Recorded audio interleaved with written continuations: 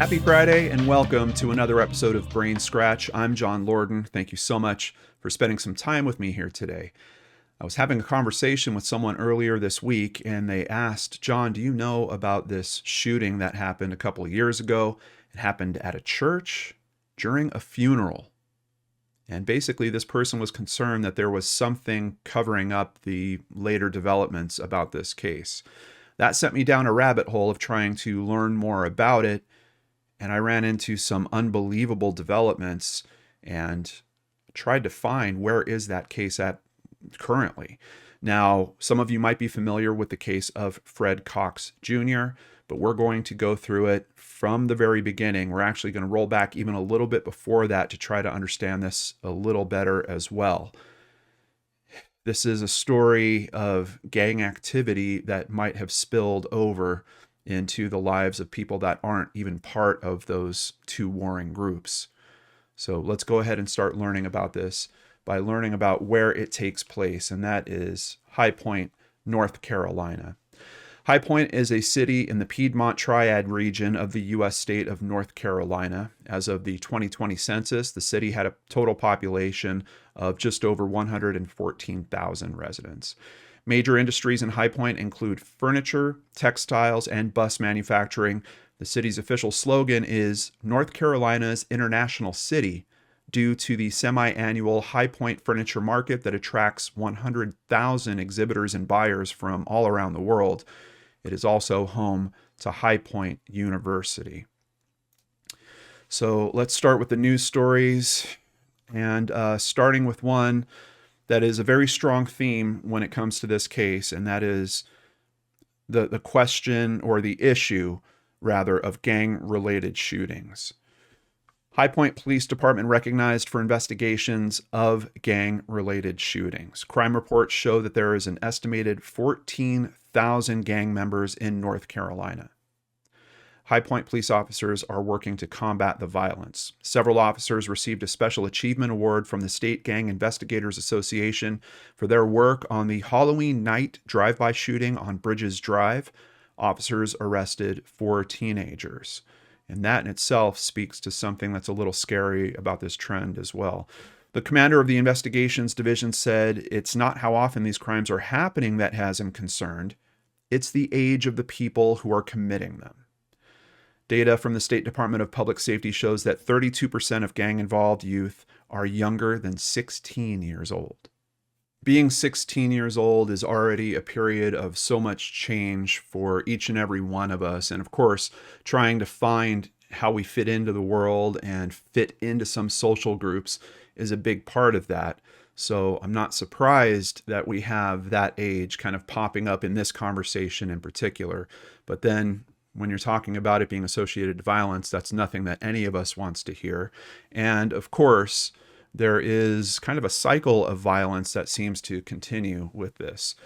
This is a diagram literally called the cycle of gang violence. And I just want to focus on some of it here.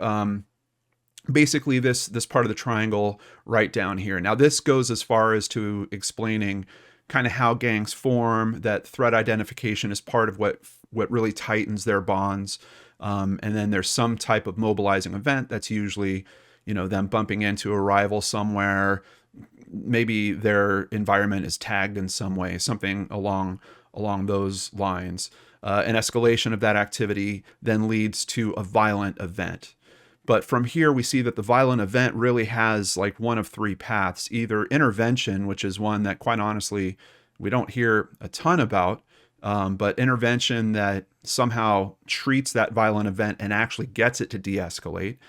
Sometimes I guess it can de-escalate on its own, but the main cycle in here is retaliation, and that leads back to escalation of activity, which leads back to the violent event. And that's where it just starts that cyclone. And in that cyclone, sometimes there are people hurt that might not even be part of this conflict. And that's kind of where our story starts. Let's go ahead and check out myfox8.com. And a story about a pregnant woman and her unborn baby that were killed in a shooting in High Point in August of 2018.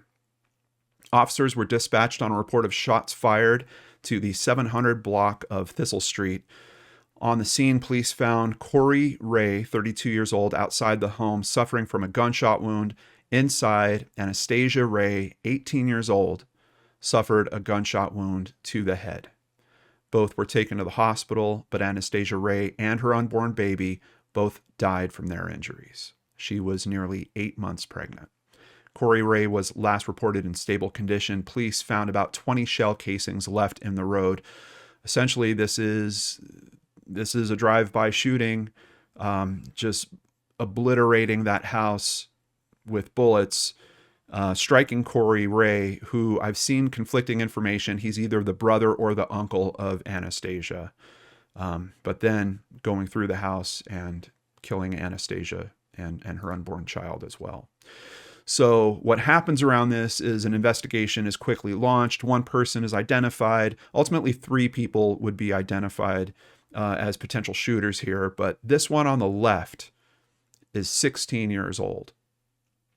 High Point police arrested 16-year-old Jonas Thompson over the weekend. He's charged with first-degree murder and assault with a deadly weapon. Police say Thompson and Hakeem Simmons, 21, fired several shots into a home on Thistle Street, striking 18-year-old Anastasia Ray, who was pregnant. What happens with this case? Well, there is an outcome. Simmons was convicted of first-degree murder of an unborn child, discharging a weapon into occupied dwelling, assault with a deadly weapon with intent to kill, inflicting serious injury, possession of a firearm by a convicted felon, and possession of a gun with an altered or destroyed serial number. He was sentenced to 2 consecutive life terms without parole. Thompson never was tried because he was found dead October 25th, 2020 in a field. Investigators believe it was a homicide. Essentially, some people were looking to buy some property. They go out to look at this property. They find a body, and it is Thompson. So that's a little bit of the backstory leading up to this church that we can see on screen here right now. This is the Living Water Baptist Church of High Point. November 2020. So this is a few weeks after Thompson has been found.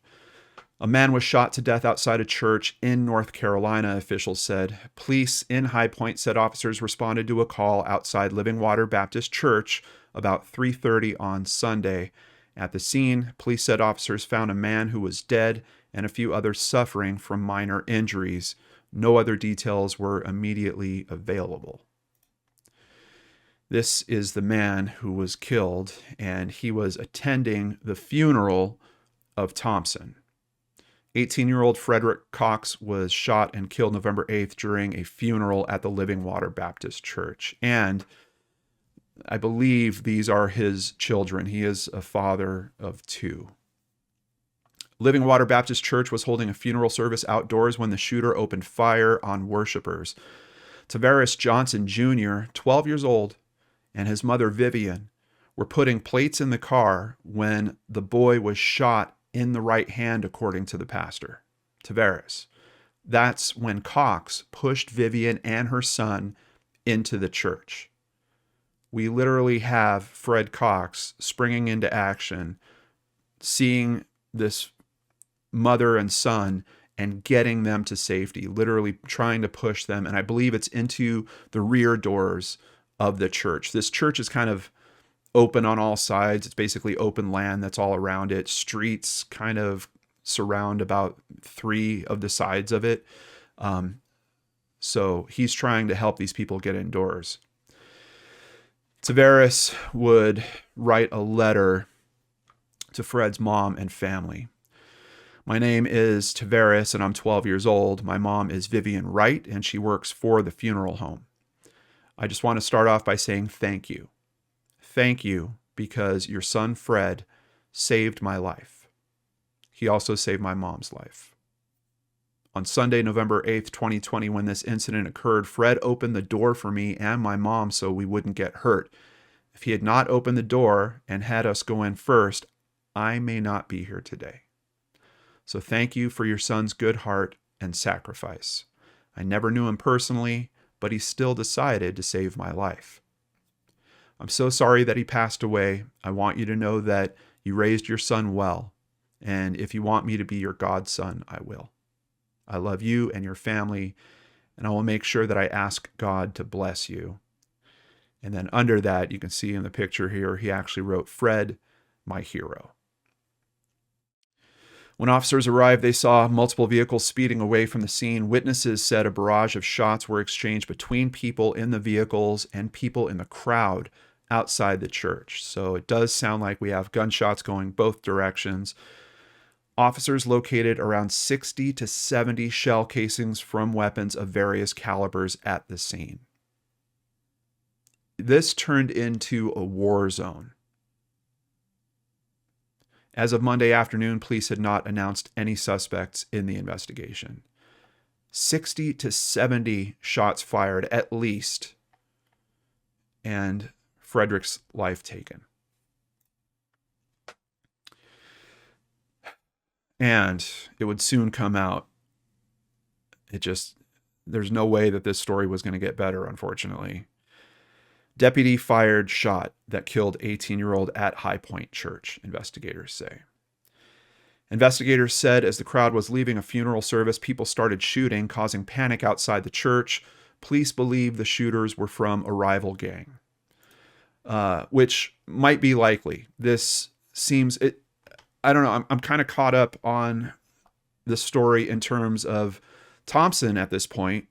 We know that he's seemingly involved with a shooting that does take, well, I don't know if Anastasia was in this gang or not. We certainly know that her 8-month-old baby never got to make that decision for themselves. So we have a purely innocent victim that is not part of this at all. And outside of that, I don't know if Anastasia had any gang affiliation. I don't know if her family did. But that's one of the questions that really kind of bothers me about this whole case anyway is, so what if they did? What if they had people, I mean, we're talking 18-year-olds just going to school. I went to some schools where there were gangs. Like, would people be able to say that I affiliated with gang members? I guess I had some friends that might have been people like that.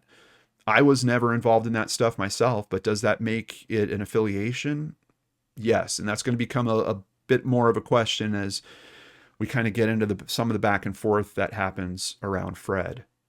Officers were informed by witnesses that multiple shots were fired from at least 2 vehicles, a newer model dark gray 4-door Dodge Charger and a white 4-door sedan. According to a release, a Davidson County deputy was at the funeral service as part of his investigation into a homicide. I don't think I've actually seen it come out stated this way. I'm making the assumption that he was looking into Thompson's homicide. It would just kind of make sense that if you've got an investigator working at this time and then showing up at a funeral like that, I believe that would be the homicide that he would be working. Investigators said when the deputy heard shots, he started ushering people to safety. At some point, the officer shot Cox. How could this have happened? Like, we have a guy helping a son and a mother into the church. We have a deputy on the scene trying to do the same, and somehow they wind up in each other's crosshairs. What is that about exactly? And to kind of add to the confusion here, we know that Fred was attending this funeral. Like, he was just an attendee at the funeral. He wasn't someone that was in one of these cars that was firing off all these shots, or someone that ran in from the street while all these bullets were kind of like, the confusion in terms of the deputy recognizing what he was doing, first of all, is a really tough question to answer. Like, you know, it's hard because we're given these details. We start painting a picture in my mind. In my mind, I'm watching him usher a 12-year-old boy and a woman through a doorway. How could that potentially be a threat of any kind where an officer would need to fire? I don't know, but there are other components to this story. Let's go ahead and continue with those and see if we can come to some better understanding. It hurts to know, even around the church, in the vicinity of the church, that things can take place, but to know that it happened on your church property, yeah, it's traumatizing, said Pastor Wright. Wright said only a few staff members were there assisting a family paying tribute to their loved one. Everyone should be safe anywhere they go, but going to church and even remembering a life that was tragically taken, and here we are having a homicide victim at a funeral service, said Lieutenant Matt Truitt with the High Point Police Department. So we've got law enforcement on the same page as the pastor, as I think most of us, just shocked at this level of violence happening in that way. But then wrapped up in that, we've got that it's an officer-involved shooting as well. Wright said while he does not know all the details, he believes this was not an attack on the church. And as High Point Police continue to investigate, Wright says the church's mission and duty is to continue to love. So even in the midst of all this, we're going to keep the faith, but we're also going to spread the faith, said Pastor Wright. So what was going on here? Cox was actually leaving the funeral at the time of the shooting. Based on some other descriptions that I've run into, I believe he's either in his car or getting at his car at the time that all this starts breaking out. And we heard from the description of the child and his mother that they were putting dishes in their vehicle. So it seems like the funeral had wrapped up. Everyone's kind of putting their things away and getting ready to leave. Due to a law enforcement officer firing their weapon during the incident, the High Point Police Department contacted the SBI, which is basically the State Bureau of Investigation in North Carolina. It's their state-level agency. So High Point PD contacts them and requests that they lead the investigation basically into their officer-involved shooting. That is standard protocol for the High Point Police Department and ensures an impartial investigation is conducted by a neutral party, a news release added. And then over the next few weeks, investigators start learning more. Approximately 70 rounds fired during the incident, shell casings recovered from 4 different caliber weapons. Due to the amount of gunfire, the incident was treated as 3 different scenes, which might come back in this conversation a little bit later. Shots were fired from suspect vehicles during the incident. At least one individual in the crowd fired back at the suspect vehicles. They're only noting, well, they're saying at least one, so I guess it could have been more people shooting back at the vehicles. High Point Police investigators will continue to focus on identifying the individuals involved in the shooting and pursuing criminal charges against them and their associates. The North Carolina SBI will handle all aspects of the investigation related to the deputy's firearm discharge, a news release said. And please note that in these articles, we're not getting that deputy's name either. They're keeping that very tight-lipped. A teenager was shot by a plainclothes Davidson County deputy. So here we get another piece of information on this. He was not in uniform. He's in plainclothes. Witnesses said shots were fired from the vehicles toward people in the crowd outside the church, as well as from some people in the crowd back at the vehicles. Of those 70 shell casings, we mentioned there was 4 different types of caliber: 9mm, 40, 45s, and 22s. I believe 223s are the same as 22s. Correct me if I'm wrong on that. Officers revealed that a Davidson County deputy in plainclothes was at the funeral as part of an investigation into a Davidson County homicide. Police say the deputy tried to help people to safety. An interesting statement considering what happened to Fred. The deputy reported he observed Cox with a handgun at the time he discharged his service weapon, and other witnesses observed a handgun near Cox after he was shot. So I did run a search on carry laws for North Carolina. And if you're 18 years old, you can carry a firearm. If you're talking about any one of us, I think, being in a situation where all of a sudden 60 to 70 rounds are being fired off around us and we have a gun, are you going to put that gun in your hand if you have one? I mean, part of the reason we have these laws is to be able to defend ourselves in situations that we hope none of us would ever be in. All of a sudden, we have that happening at a church during a funeral or right after a funeral. So it's interesting. I think law enforcement is looking at that piece of reasoning as something substantial in terms of justifying what's happening. And I don't want to discount from law enforcement side either, right? Like we've got a deputy there. He's conducting an investigation. He's working on something else. He's not there to act as security. But from what I understand, he is on the job during this point. And, you know, a mini war zone breaks out, 60 to 70 rounds. I mean, just gunshots being fired all over the place. So what's his response going to be like at that? Same thing. He's carrying. He's going to pull his gun. He's going to use it to defend himself.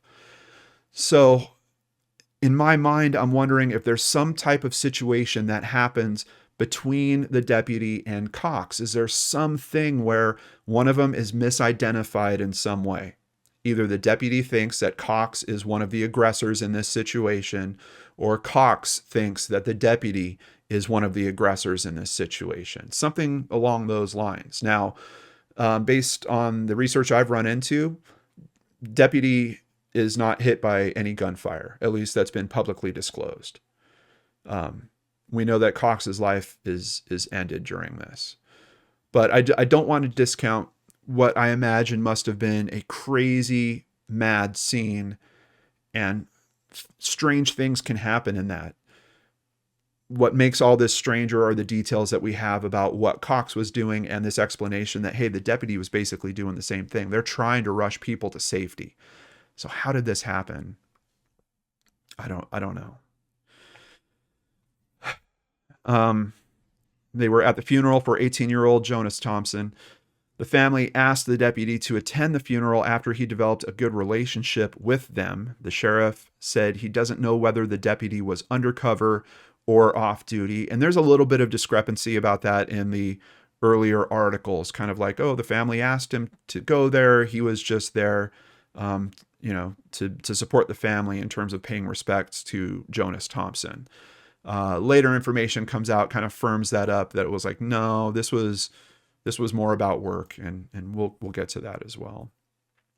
So what happens, as we see with these situations frequently, the deputy was placed on administrative leave with pay. That's kind of a normal thing that happens in these cases while the investigation's going on.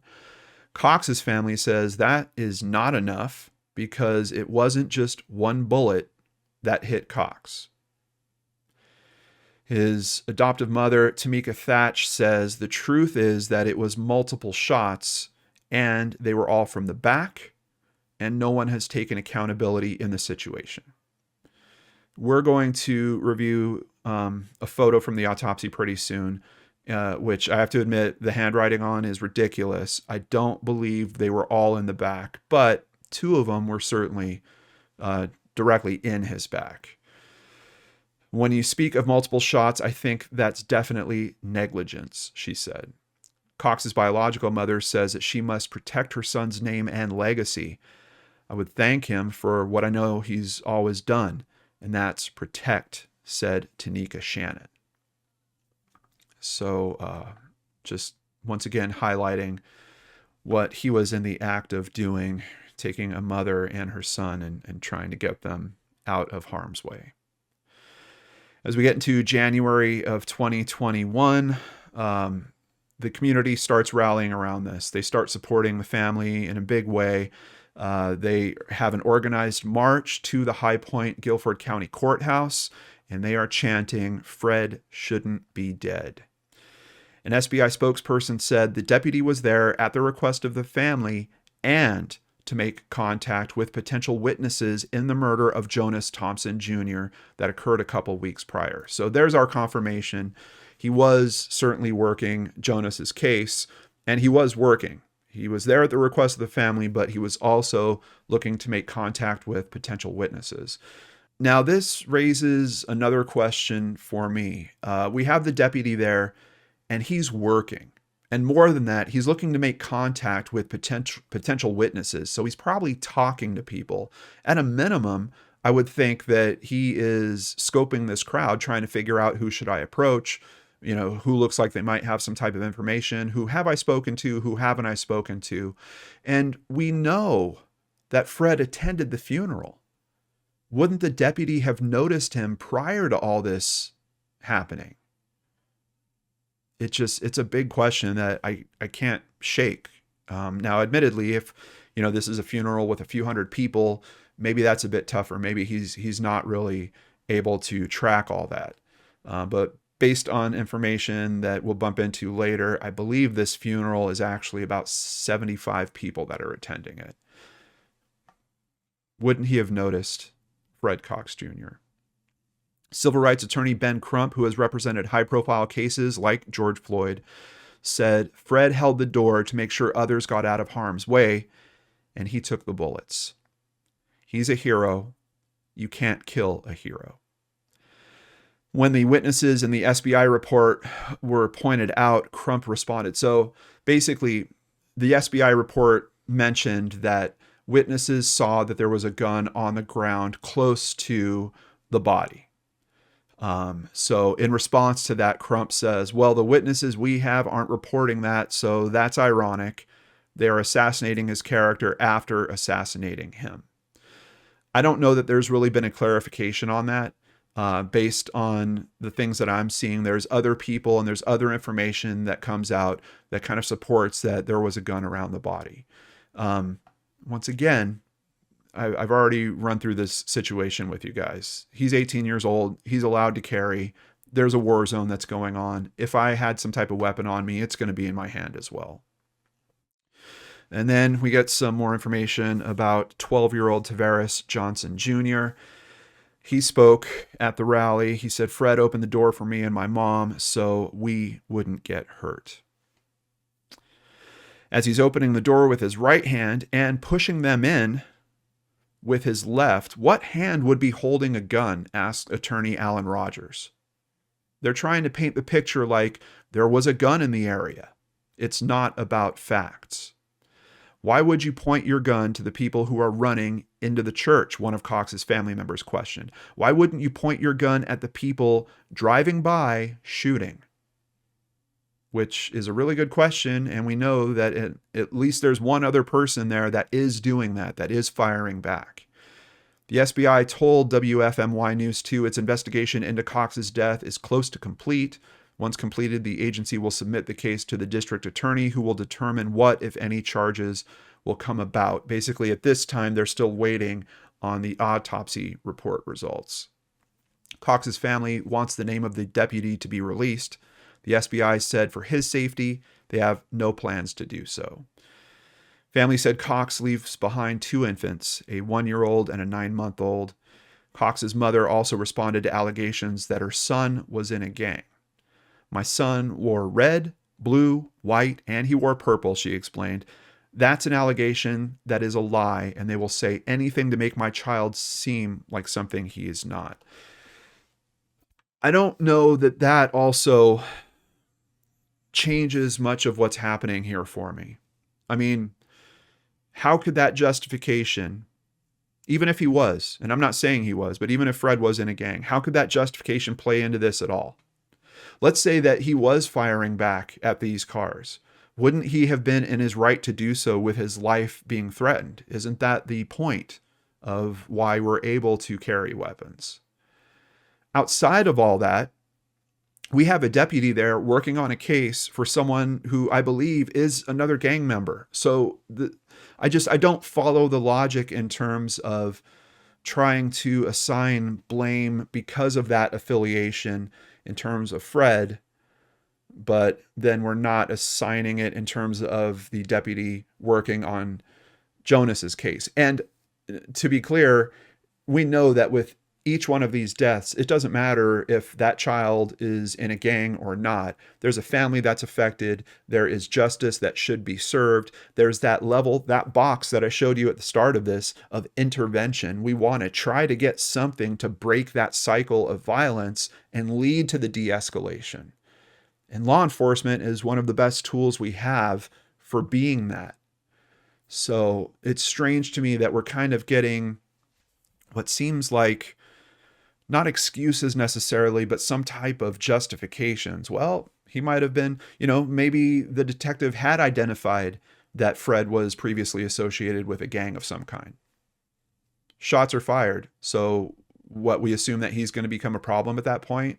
Like, I still, it's tough. It's tough because, look, I try to endorse law enforcement as much as I can doing this type of work. We look into a lot of cases where it seems like sometimes they're not doing a great job, but we've also covered over 250 cases or something on Case Cracked where law enforcement does a great job and brings justice to these families.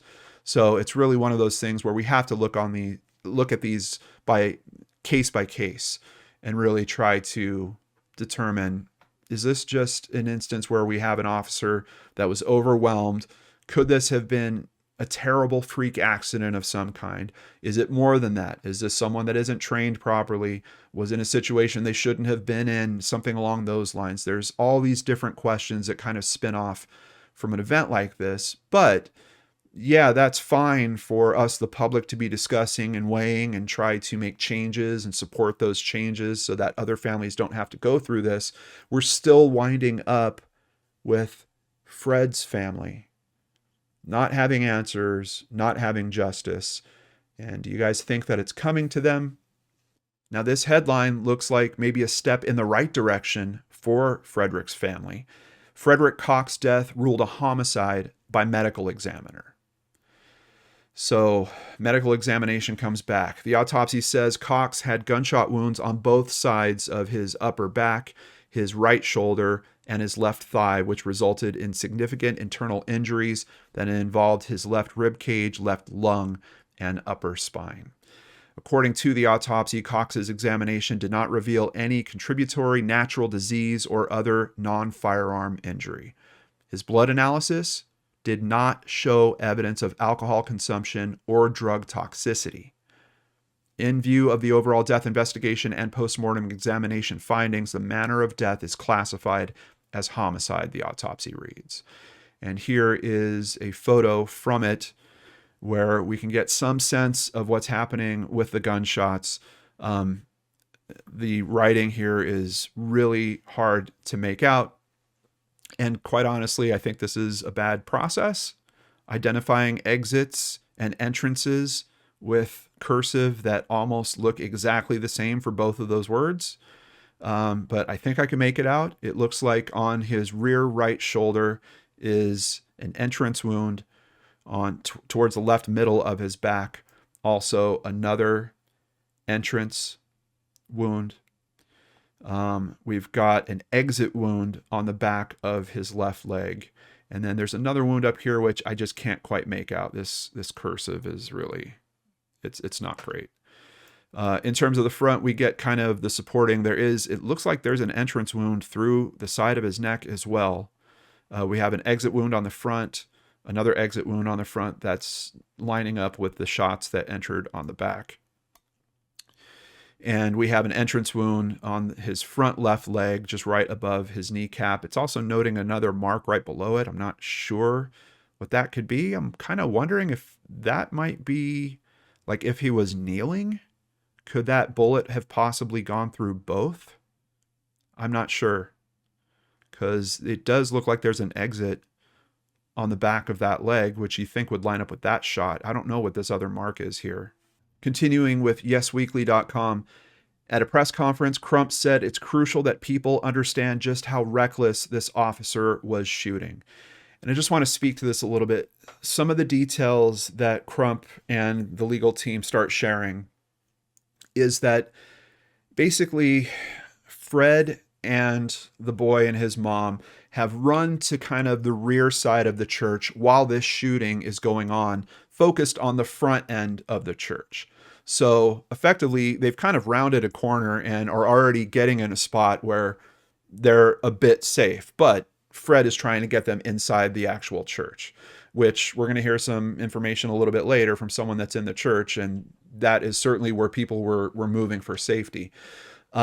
Some of the information that Crump is presenting is saying, look, no one was shooting around the rear of the church except the deputy. Most of this, the 60 to 70 shots, they're happening out in the front. And I think that's what speaks to that there are what has been identified as 3 separate scenes going on here. I'm sure we've got 2 vehicles that are out front, so that could be 1 and 2. And then we have this shooting that's going on kind of to the rear of the church. That could be 3. Now, it might not be exactly how that shook out. They might have just identified the street as one scene, maybe where the other person was shooting back towards the car was another, something along those lines. But it kind of makes sense that we're talking multiple scenes when you were hearing the explanation coming from the legal team in that manner. Now, we do have to keep in mind this is that explanation coming from the legal team, and we don't have access to law enforcement's records to support this. And that's something that's a bit frustrating about cases of this nature too. Look, you know something like this is going to blow up publicly. Release at least some sketches of the scene, like overhead view of, here's the ground layout, here's where this shooting happened, here's where the vehicles were. Just anything like that that's going to help give. And quite honestly, I don't even know if you need to release that publicly. At a minimum, the family should have that level of information so they can work with their team and say, hey, does this make sense for what they're telling us in terms of what happened there? But when something hits this level of exposure, this level in terms of topic, I do think that releasing that type of information publicly should be done. I don't know if in this case, would it actually heat up the argument even more, or would it help us get to de-escalation of our own kind of feelings that are going on around this? We don't know because we don't know what that information looks like. It seemed to me that he was shooting and he didn't care who he hit. As Miss Vivian explained to us, even when Fred laid dying inside the church, the deputy was still shooting bullets, he said. And I'm adding that in because he means the deputy was still shooting bullets. The report doesn't list the caliber of any bullets recovered or indicate how far away the officer was when shooting at Cox. See, that's another thing. Like, just release a diagram. Maybe it, especially if it makes sense, especially if this stuff holds up in terms of common sense and logic, put that diagram out there. Oh, there was a blind corner there. The deputy rounds the corner. Cox has a gun in his hand. And, a millisecond later, the first shot is fired. What's tough about this case in particular is it's not just one shot. I mean, I think his biological and his adoptive mother both made a very, very good point about this. What leads to 4 shots, 2 of them in his back like that? So the report does state that fragments of deformed jacketed projectile material are recovered from the neck, shoulder, and thigh wound, and that all of the wounds were without evidence of contact of close-range firearm discharge on the skin. It also states that there were 2 exit wounds with 1 partial exit of the 4 gunshots that fatally wounded the young man. Crump also states that there was no gunshot residue found on Cox's hands by the medical examiner, and the family says that he was unarmed. We were told after the last press conference that the reason SBI had not released their report is because we don't have the autopsy. Well, they don't have that excuse anymore, Crump said. Now, admittedly, I think even in the earlier coverage, they were saying they weren't going to release it publicly, and that's basically what we get confirmation here of. Angie Grube, a public information director with the SBI, says we won't be releasing a report publicly. Everything will go to the DA. District attorney would then determine if any charges would be filed and what those charges would be based on SBI's findings, the investigative reports, and the autopsy. I don't have a good feeling about where this is going. And we see it here. No indictment for Davidson County deputy. Now, it seems that it didn't just stop at the DA's office. They actually did convene with a grand jury, and they decided not to indict Davidson County Detective Michael Shane Hill. The Davidson County Sheriff's Office released the following statement. After a systematic and thorough investigation by the North Carolina State Bureau of Investigations, the Frederick Cox case was presented to the Guilford County District Attorney's Office. As this 7 months long investigation unfolded and has now come to a conclusion, we have learned that no probable cause was found to charge our deputy in the death of Mr. Cox. There are no further statements at this time. Speaking on behalf of the Cox family, Reverend Gregory Drumright said that the family will file a civil suit in lieu of the unjustifiable death. High Point Police have also released findings that Cox was known to have gang affiliates. So here we get kind of back to some of that information coming out. There's a gun by him. Oh, I think he also had gang affiliations. Witnesses tell Fox 8 that they never saw Cox in possession of a firearm, and his family denounced the allegations made by police about his gang affiliations. His mother, Tanika Shannon, and his friends closest to him have said he was not a gang member, and he had posted several times on social media against gang violence. So the family sticking by that, and maybe we'll have some information that actually helps support that with them as well. The family spoke following the grand jury's decision not to criminally charge the detective. "Today was a punch in my gut. Today was a slap in my face," said Cox's mother, Tanika Shannon. "We've been taking the investigative process one day at a time. The judicial system has spoken, and the Davidson County Sheriff's Office has had no part in the investigation," Davidson County Sheriff Richie Simmons said. "We did what the law required and handed the investigation over to an outside agency, and it did not find probable cause for charges." The Guilford County District Attorney's Office released an official statement on the grand jury's findings. Most of it we've already covered here, so I'm not going to repeat the whole thing to you, but a few things that do stand out. There was no evidence presented that Cox Jr. was in a gang or that he discharged a weapon. So basically, at most, we're hearing that there was a gun by him when his body was laying there. No gunshot residue is what his family's legal team is saying, but we're having confirmation here. This is coming from the other side. There's no evidence presented that's pointing to the fact that he discharged a weapon, which when it was being presented to the grand jury, I'm 99.999% sure would have been used, would have come out. And also, he's not in a gang. I'm also pretty sure that type of information would have come out in the grand jury presentation. How does all that work? Upon reviewing the case, the decision was made to have the investigative findings of the SBI presented to the grand jury. Grand jury proceedings in North Carolina are not the same as in other states. 18 citizens are selected to be members of the grand jury. Grand juries are secret in North Carolina. The district attorney is not permitted to present the case personally to the grand jury. Also, the accused person is not permitted to appear or testify before the grand jury. They do not determine guilt or innocence, simply whether there is probable cause to sustain a charge. If 12 of the 18 members find that probable cause exists to support a charge, the foreperson then marks the indictment a true bill and submits it to the court. The grand jury returned 2 no true bills of indictment, finding insufficient evidence to support criminal charges. I personally don't know how I feel about officer-involved shootings being run through this process. Admittedly, grand jury, a selection of your peers, seemingly. I know in some states it kind of seems, I think there's grand jury members that hold that position for a certain period of time. I've heard some rumblings before about some of them kind of being people that are in positions of power. I don't know that I like this process. I think some type of community-based review needs to happen on officer-involved shootings like this, is my personal feeling. Is this that level? I'm personally not thinking like this is that type of review that I'm content with. I think it should be more than this. And why avoid a court case on this? Why avoid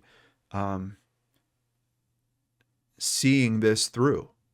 Like, okay, if these charges are so weak, then go ahead, let it go to court, let both sides say their piece, and then the charges will fall away anyway. Are we just worried about overburdening the court system with something this high profile that should really be talked out, hashed out, that just taking that journey could actually lead to maybe new thoughts, new processes, new change to help these types of situations in the future? I just don't know that cutting off this conversation in this way is the best way to go about it. And of course, we know the family is not going to sit with that as well. And there will be a court case on this one way or the other. Reverend Gregory Drumright released the following statement. After law enforcement's investigation and the secret convening of a grand jury, Fred's family still has no explanation as to why he died. Further, the criminal justice system here in Guilford County, North Carolina, has made it clear that they are no longer pursuing answers to what happened. and they are no longer pursuing justice for Fred Cox. However, the local community will continue to stand up for this family, Fred's memory, and we will not stop demanding accountability for his killing. That's the other thing that cutting this process off in this way stops is if this was going to a full-blown case, which it will in some way, but there would be experts hired, reconstructions created, scene reconstructions, like the understanding of the scene would change. There's no way that they had that level of detail, the same level of detail. And if things weren't tough enough on this family, so on June 2nd, the DA announced that no charges were going to be filed against Detective Hill. Fred Cox Sr., the father of Fred Cox, died unexpectedly 4 days later. Mr. Cox's final words were expressions of grief about there being no charges filed in his son's unjustified death.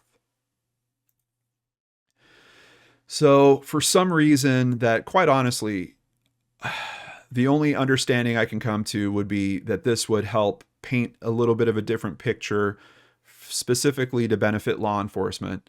They decide, in a case where they're not releasing information, they decide to release a 911 call from High Point Police Department, revealing more details about the scene. Now, I've listened to the whole call. I'm not going to run it here for you guys because basically there's not a lot to it that helps the understanding, except for one key thing. Let's read through this. A 911 call from November 8th was released by High Point Police. It details a chaotic scene unfolding, shots fired. It comes from someone inside the church as they make a frantic plea for help. Did you get a look at who did the shooting? Asked the dispatcher. We didn't. There were a lot of shots, big guns. They were shooting everywhere, said the caller. Somebody's dead. There is somebody, she said. The detective, I don't know if he's been shot. Please send somebody. The dispatcher asked for the detective's name. Detective Hill, said the caller. Detective Hill from Davidson County. He was shooting back. I don't know if he's shot or not, but there's a gun by the door. And I'm telling you guys, I listened to the whole thing. All that this 911 call does is support the information that there's a gun by the door. And honestly, we still don't have any information to tie that to Fred. Now, do I think there's a reasonable chance that it's Fred's gun? Sure. Is that the only possibility in this case? No. And even for them to release this in this way, it would have been a lot stronger if they also released, oh, by the way, we actually ran a trace on that firearm and guess who it's registered to. But we're not seeing any of that as well. And it just feels like look, I'm a fan of releasing information that helps progress cases. And releasing information that helps progress a viewpoint for something that this case has already been stopped. It's not going anywhere. And as a matter of fact, we know that it's very likely there's civil litigation that's coming around this. There's no way that an attorney that's representing these police departments would say, oh yeah, go ahead and release that. That's good. This only benefits public perception. It actually could be somewhat harmful to their case. I don't know what's going on here, guys. Like, this is very questionable. Like, what's the motivation for releasing? I mean, if you want to release the case, hey, the case is closed. There's not going to be any criminal charges. Release the case. I looked into what the laws are for public records around here, or in North Carolina. All records of any kind made or received by a public agency relating to the transaction of public business are public records. However, the Public Records Act creates multiple exceptions, and one of those is for criminal investigations. Records of criminal investigations include all records and information that law enforcement agencies collect about people to prevent or solve violations of the law. First of all, I just want to stop there for a second because I think this case is beyond preventing or solving any violations of the law. So I don't even know that with the status that this case is in now, they did an investigation. They looked to see if there was a criminal act. They ran it to a grand jury, and the grand jury said no. So is this still a criminal investigation at this point? I know it was being treated as one. I know it might sound like I'm being trivial, but I'm just trying to understand if there's some reason why they're holding this information. Records of criminal investigations are not public records and may be released by court order. However, that's not the only way. They can also legally, the local governments can still legally disclose these records. In other words, there's nothing in Section 132 1.4 that makes records of criminal investigations confidential. So it's that the agencies may release this information. Taken together, records of criminal investigation are neither confidential nor public record.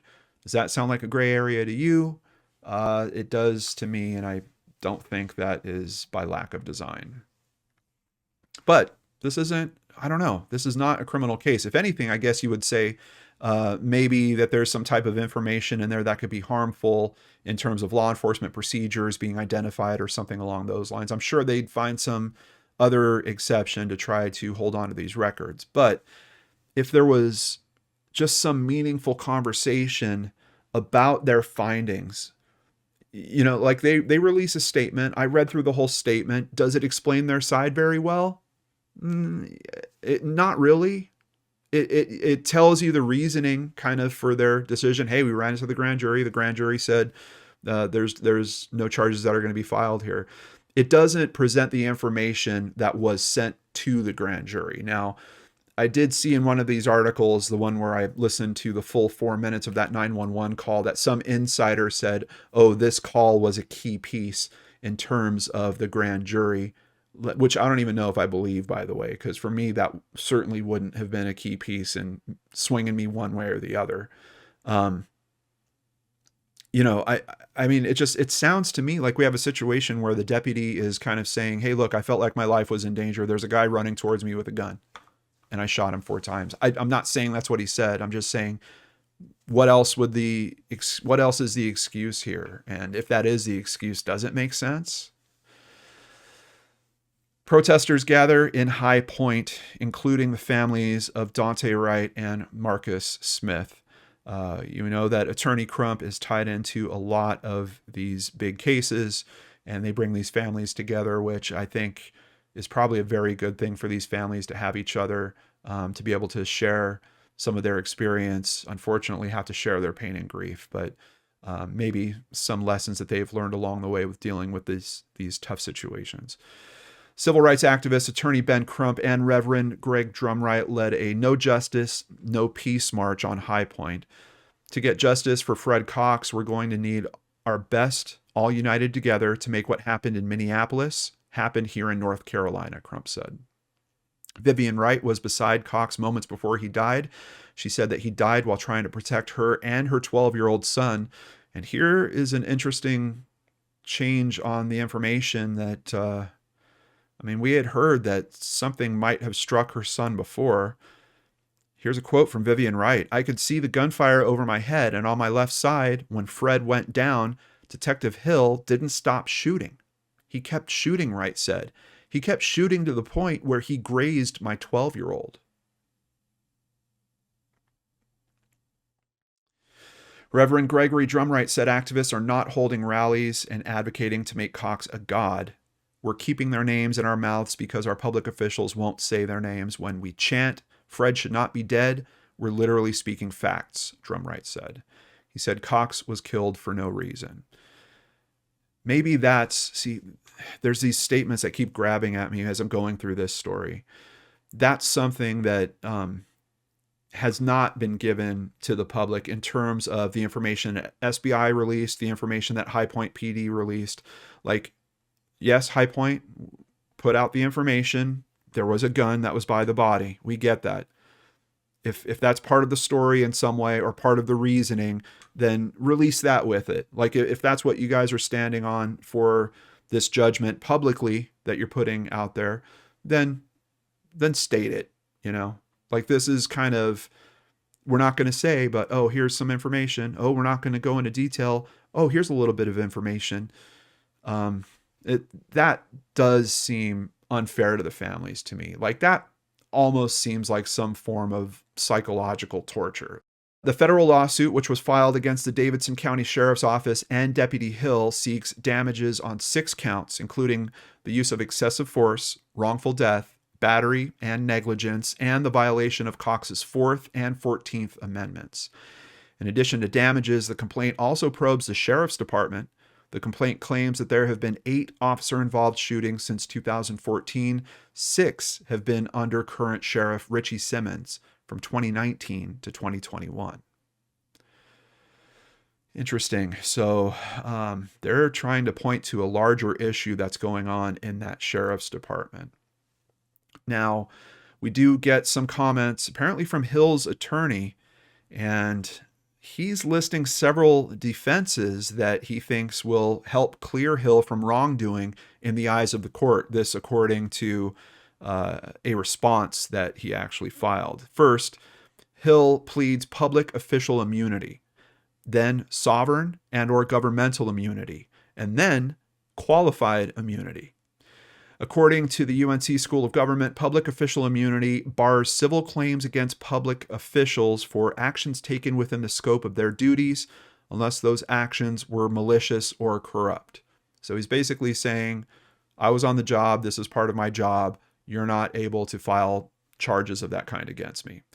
However, this immunity does not extend to public employees who may be held personally liable for injuries caused by negligence in the performance of their duties. Well, that's a big however, because I think this case, we don't understand a lot of what happened there, but could it fit into that hole that however leaves based on what we know about it that's been publicly released? I think so. Qualified immunity, which has been the subject of much discussion in the public sphere when it comes to police killings, protects a government official from lawsuits alleging that the official violated a plaintiff's rights, only allowing suits where officials violated a clearly established statutory or constitutional right, according to a definition by Cornell University. Hill also pleads contributory negligence as an affirmative defense. Hill and his attorney note that if the court finds that Hill acted with negligence, so they're trying to patch up the hole that's left from this top one here. Basically, if they do find in that, then Cox was also negligent, and that his own negligence contributed to his death. Now, I keep running this situation in my head and thinking, Fred running towards the door, his gun is in his hand, he's swinging his arms. Did the officer see that? Was that arm swing make it look like he was raising the gun in the officer's direction or something like that? Like, I'm just racking my brain trying to figure out what response happens there. Would that be seen as this form of negligence, contributory negligence, in that scene where 60 to 70 gunshots are going off and this guy is helping protect a mother and her son? I don't know, based on our limited information, that holds up very well. But specifically, the response makes the argument that Cox approached Hill in an aggressive manner while holding a handgun, an argument that goes against the district attorney's official findings. Another thing that I'm pretty sure they would have come out with in their limited statement that they made about the charges not going through the grand jury. So Triad City Beat did a little footwork here. We actually have, I think, the only public photo I've seen of Michael Shane Hill released here. You can see him circled on screen. Cop who shot and killed Fred Cox Jr. was suspended and demoted in past.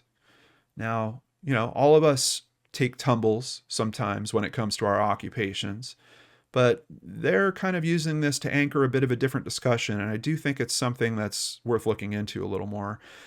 9 years before Davidson County Sheriff's Deputy Michael Shane Hill shot and killed Fred Cox Jr. in High Point on November 8th, 2020, Hill was suspended from the Kernersville Police Department. 3 days later, he resigned from that post. According to the data collected by TCB, Hill has been suspended as law enforcement officer twice and demoted once. His most recent suspension, of course, took place after he shot and killed Cox. According to the Davidson County Sheriff's Office, Hill was not wearing a body camera during the incident, as the department had just started their body camera program that summer. Requests for employee timesheets from the day to see if Hill was on duty when he shot Cox were also rejected by the Sheriff's Office, who claimed that they are not public record. Email records obtained by TCB show that the High Point Police Department was aware of Hill's attendance at the memorial.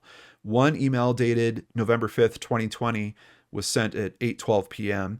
Hill updates High Point Police Lieutenant B.J. McFarland Jr. on his plans to attend the memorial service. Family said there should be about 75 or so to include family and those close to the family in attendance, but supposedly no gang members is what he's saying in that email. The email was then forwarded by McFarland to Police Chief Travis Stroud, as well as 2 other HPD employees. Another email notes that Davidson County Deputy Shane Hill will be in attendance in suit and tie. This was sent from McFarland to other HPD employees. It's supposed to be a small private family event, but because of the gang ties, there is potential for uninvited guests. Which, this is kind of troubling to me because now we have communication showing they know what this funeral event was. Here, we're basically showing that an officer in HPD is aware that there's a high probability that something's going to happen at this event. Couldn't he have kicked off another email to his police chief and said, hey, can we get a detail on this event? Can we get a car to sit out front there? Maybe a couple uniforms? Do you think that shooting would have happened like that if those gang members roll up and there's a police car parked right in front of that church? This is troubling to me because it shows that law enforcement, at least at HPD, had some good instincts about this, had some solid intel apparently, and didn't quite act on it, which is very, very unfortunate in this case. Then an email from Police Chief Travis Stroud to his employees on February 1st after the shooting appears to warn his officers from repeating Hill's mistake. We need to learn from this incident, Stroud writes. Make sure we do not replicate mistakes from law enforcement side. This is far, far from over, and we should be in constant discussions on what-if scenarios when word comes down on what the DA is going to do. In the meantime, we will not be allowing any of our officers to attend funerals, visitations, wakes, etc., other than in full uniform security mode in our jurisdiction. I think that's a good policy, and it's unfortunate that it took Frederick's life to figure this out. Is Michael Shane Hill a wandering officer? So this is the concept. I haven't heard of this before, but now that I hear it explained in this way, I've got several other cases that are kind of nudging in the back of my mind. According to an April 2020 study by Duke law professor Ben Grunwald and University of Chicago law professor John Rappaport, a wandering officer is a law enforcement officer who is fired by one department, sometimes for serious misconduct, who then finds work at another agency. I'm pretty sure we've covered stories with that in them before.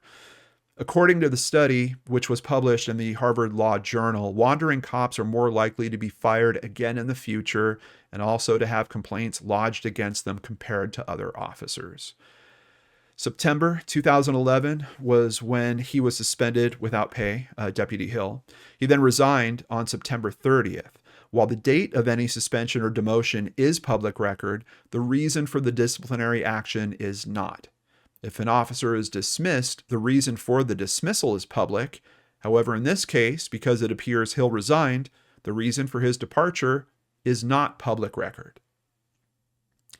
What a bad mechanism, because what conversation do you think will ever happen in law enforcement if they've got a cop that they're having trouble with? They're going to tell them, hey, if you want to keep working in this line of work, you better leave, because if you don't, the information about what just happened is going to go public. I bet this happens all the time in terms of them leaving positions as opposed to being actually fired. In February of 2020, less than 9 months before he killed Cox Jr., Hill was demoted. The details of his demotion are not public record. Hill remains employed by the Davidson Sheriff's Office as of earlier this month, and this article is from July of 2021. So what are we left with? We're left with a family trying to find justice through civil lawsuits now at this point, and that is sometimes a very long and hard path. Tanika Shannon thanked community members for supporting her. Our family's still in deep grief, she said. We'll keep fighting for justice in his name as long as it takes. We miss him so badly. We all miss him so badly. Our sadness is compounded by sheer confusion about how this tragedy could have happened. And I highlighted that differently because that is the differentiator in this case for me. I believe that if there was something reasonable enough that a grand jury didn't think it was worth letting charges attempt to be run against Deputy Hill, if it was that reasonable that you could explain it to complete strangers, why can't we have a conversation where you explain that to the family? And maybe in cases where it's of big public attention like this one is getting, maybe have some of that explanation go to the public as well. I think that's much more effective in terms of helping the public perception in a case like this than releasing a 911 call or any of those other seeming efforts to kind of push public perception one way or the other. But outside of all that, what's most important is that the family has some understanding. And we're hearing directly from the mother right here. They're baffled. How could this have happened? Back to her quote, I did my best to raise a well-mannered young man that would give you the clothes off his back, and it hurt so bad that Mama was not there to save her baby. I've always been his hero, and now he is someone else's hero. I appreciate all the support from everyone because I cannot do this alone. That was my only child, my only child. I've never been without hearing my baby's voice, without seeing his face. And to know that I will never have that opportunity to do that again is gut-wrenching. It just hurts so bad. So what is going on with the lawsuit at this point? There was just one blip of news on it back in March of 2023, and that is pretrial hearing set in Cox lawsuit. The 2020 shooting death of High Point teenager Fred Cox Jr. appears headed for a federal courtroom later this year. According to court documents filed last week, a pretrial hearing has been set for December 4th. So for the end of 2023. And there's no updates after that. I have a feeling that that pretrial hearing date probably got bumped again. I'm not able to find anything on updates on it since then. I've seen one piece of information that's come out since then, and that was a tweet from Ben Crump. 3 years ago, Fred Cox Jr. was shot and killed by a plainclothes Davidson County Sheriff's deputy as he ushered a mother and child to safety from a drive-by shooting at a funeral. Fred was a hero who put others before himself. Today, we're thinking about Fred. Rest in power. So if you are moved by this case as I am, I have already signed this change.org petition. I'll have a link to it in the description box down below, or you can search on Mourning Our Son's Death While His Killer Still Wears a Badge, started by Tamika Thatch over at change.org. And find it, read it. If you agree with it, please sign it. I know I'll be following updates on this case. I hope you guys will as well. I truly hope that some level of understanding comes to Fred's friends and family around what happened with this. And if that level of understanding warrants justice, some form of justice comes to them as well. There are 2 children that don't have their father. There is an entire family mourning a loss around this, and a community demanding answers, and I think everyone involved deserves those answers. So please sign that change.org petition if you're moved to do so, and I really appreciate you guys diving into this. I know topics of this nature are not easy. They're not easy to look into. They're not easy to share with you guys, but I also know, and I'm moved by how important they are to discuss. So I hope you feel the same way. A big thank you to everyone that supports us here at the LordanArts channel. We don't jam our presentations with commercials. You might see one at the beginning, you might see one at the end, and that is always it. We can only do that because of our amazing supporters. A big thank you to PayPal supporters Karen Homan, Ann Peters, Larissa Mertschink, and Angela Welch Sola. If you'd like to support the channel, please visit LordanArts.com. There you can sign up for Patreon, sign up for PayPal, buy merchandise, or even just buy us a coffee, like Candy Bishop recently did. We really appreciate our team that helps keep the commercials down and the focus up. Have a nice weekend, everybody. Please join us again next week right here on the LordanArts channel.